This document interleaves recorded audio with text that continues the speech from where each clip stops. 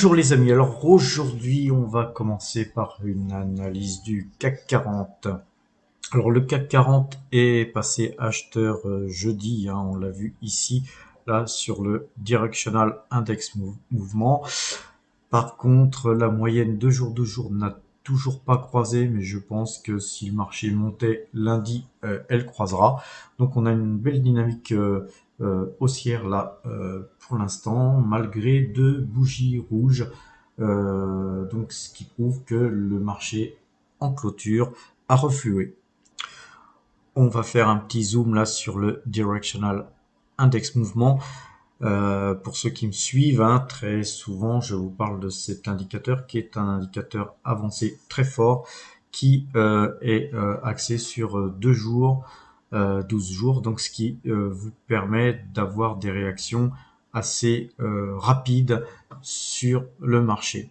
Alors là, il est acheteur ici sur cette zone là qui était de 6539, quelque chose du genre. À présent, on va regarder sur Ichimoku, ce qui conforte ma décision d'achat. J'ai acheté un petit contrat pour ceux qui font du CFD ou des marchés futurs. Là, on est sorti du Kumo. Donc, pour moi, effectivement, on a une confirmation d'achat sur le CAC 40. Il se pourrait qu'on vienne se reposer sur le dessus de la bande de Kumo pour faire un pullback ou tout simplement partir. Tout dépendra de l'ouverture du marché, donc lundi. Passons un petit peu voir l'analyse du Brent. Donc en monthly. Donc depuis 1993, on a une figure là en triple bottom. On voit bien un bottom ici, un deuxième là, ainsi qu'un autre bottom ici. Donc si vous regardez ce trend qui est placé sur ces deux plus hauts, on a tout à fait l'hypothèse que je me fixe moi comme objectif, qui est de l'ordre de 220 $ le baril. Donc, en cas où ce trend serait cassé. Et donc, à suivre, puisque là, en fait, on est en monthly, donc c'est pas des bougies qui bougent énormément, mais effectivement, c'est un scénario qui, de mon point de vue, tient la route. Maintenant, on va revenir pareil sur le Brent en daily, et donc on voit un magnifique triangle. Pour ceux qui affectionnent l'analyse graphique, une sortie de triangle par le haut nous amènerait certainement à les rejoindre le plus haut de ces derniers mois, du mois de mars, qui était environ au 15 mars, sur la zone des 130 et quelques dollars. Et donc, si tel était le cas, le trend précédent que je vous ai montré serait certainement cassé dans le même temps. Tout dépend dans quel timing nous allons casser ce triangle. Par contre, effectivement, si nous cassons ce triangle vers le bas, évidemment, ce scénario serait complètement invalidé, avec des perspectives pouvant aller jusqu'à 75 $ le baril. On va aborder un autre thème pour terminer sur l'analyse graphique. Une petite analyse sur Netflix, car vous êtes nombreux à avoir posé des questions sur ce que je pensais du titre, donc je me dois quand même de parler un petit peu de ce que je pense de ce titre d'un point de vue purement graphique pour l'instant.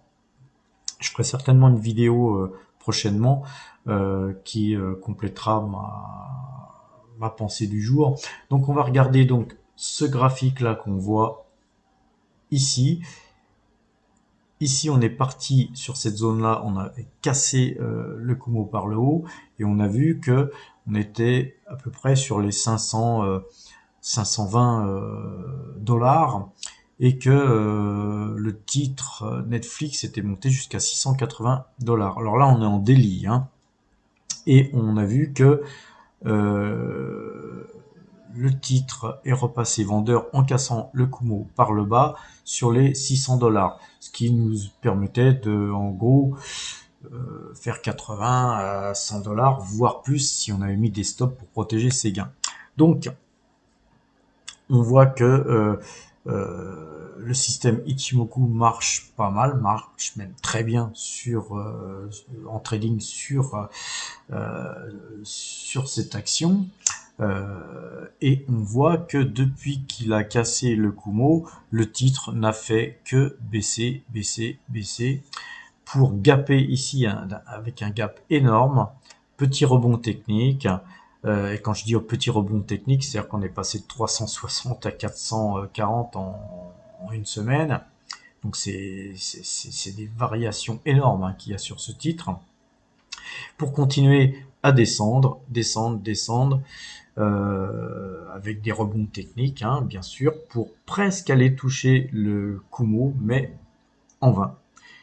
Et puis ensuite, gros décrochage à 320 $ environ.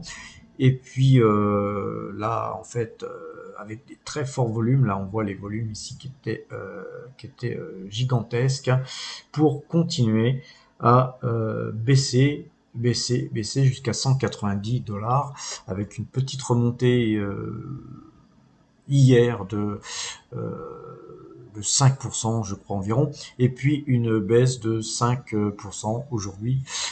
À mon humble avis, c'est un titre qui va continuer à descendre, et je vais essayer de vous dire pourquoi.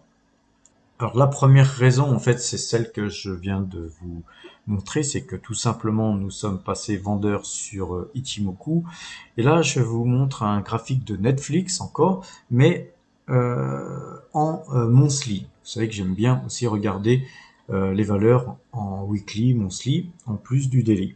Et là on voit qu'en monthly, le système Ichimoku est encore plus efficient, puisque il était acheteur environ à je sais plus 13 $, quelque chose du genre. Et donc c'est un titre qui est passé de 13 $ en une douzaine d'années à 690 $, quelque chose du genre. Donc, et tout ça sans voir un seul signal de vente sur Ichimoku. Donc c'est peu dire que le système fonctionne très très très bien. Maintenant, quand on gagne autant, peut-être même qu'on n'aurait jamais gagné autant si on avait placé des stops, parce qu'on aurait pu être stoppé, mais quand on gagne autant, on place des stops, hein. Le problème, si on place pas de stop, effectivement, c'est qu'on passe de quasiment 700 à aujourd'hui 190. Voilà. Donc c'est encore la preuve que quelles que soient ses positions, il faut savoir jusqu'où on peut aller, et de toute façon, en tout état de cause, toujours placer des stops. Pour ceux qui n'ont pas placé de stop et qui se demandent quoi faire sur le titre, alors moi je dirais que si vous avez des titres et que vous êtes perdant sur le titre, que faire maintenant? Je dirais conserver, tout dépend de vos finances et surtout de votre position. Est-ce que vous êtes lourdement investi sur le titre ou pas? Maintenant, si vous n'êtes pas investi sur le titre, et c'est à ces gens-là que je parle, parce que personnellement, j'ai jamais conseillé encore aujourd'hui d'acheter Netflix, parce que je jugeais cette très belle société, hein, mais trop chère. Maintenant, aujourd'hui, qu'on est passé vendeur, eh bien, attendons tout simplement un signal d'achat sur ce titre.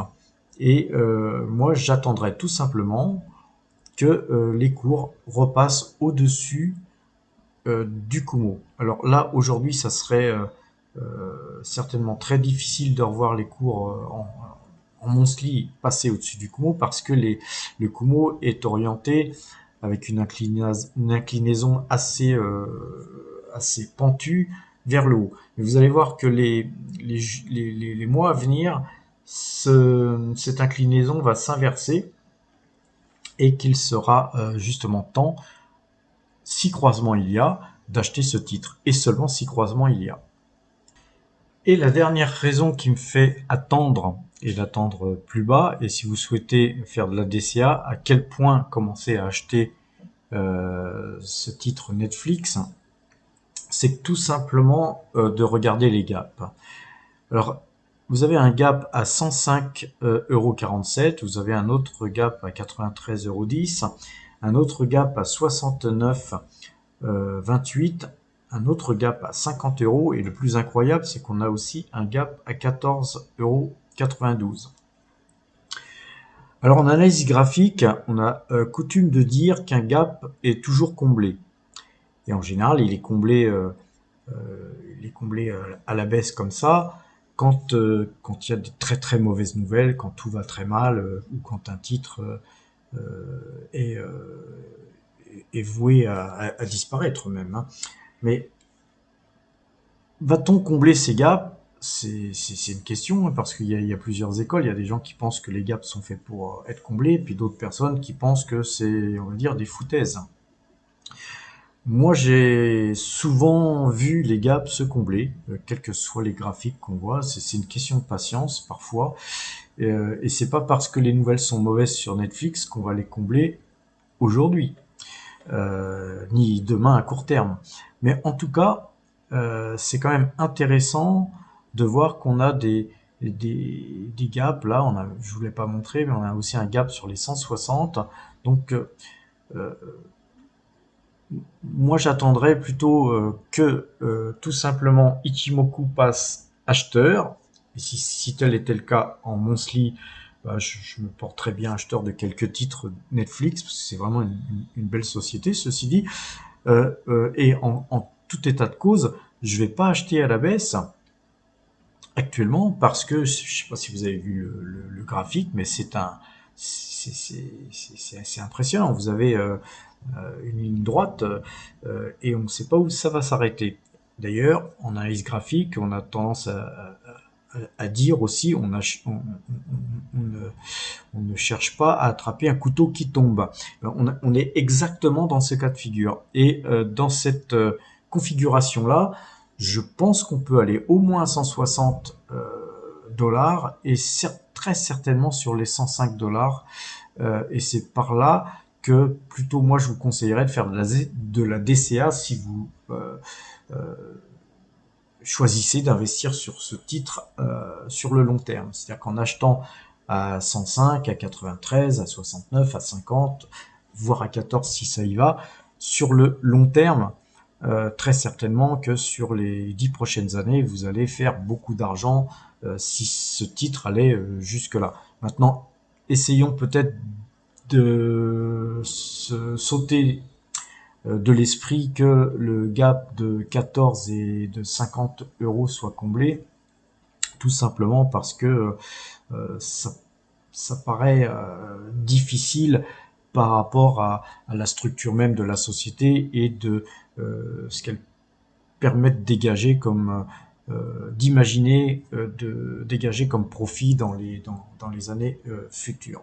Donc voilà, les amis, je vous encourage tout simplement à être très prudent sur cette société, malgré qu'elle ait perdu énormément de valeur ces derniers jours. Voilà, donc nous allons voir le portefeuille Power Trade, l'évolution du portefeuille de Power Trade à l'instant T.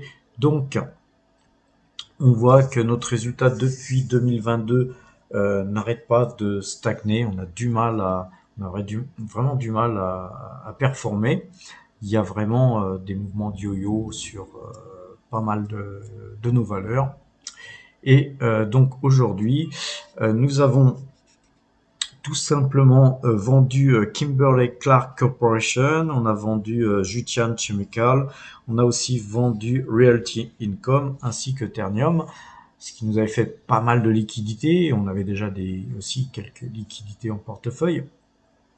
Et donc là, nous avons en fait tout simplement arbitré pour racheter du total. On a continué à bourrer sur le titre, et donc aujourd'hui on a une pause de pratiquement 55% de notre portefeuille sur Total. On l'a fait juste avant l'annonce des résultats de Total, qui fut très très très bon. Donc les résultats sont très très bons. Je pense que le titre va continuer à en profiter.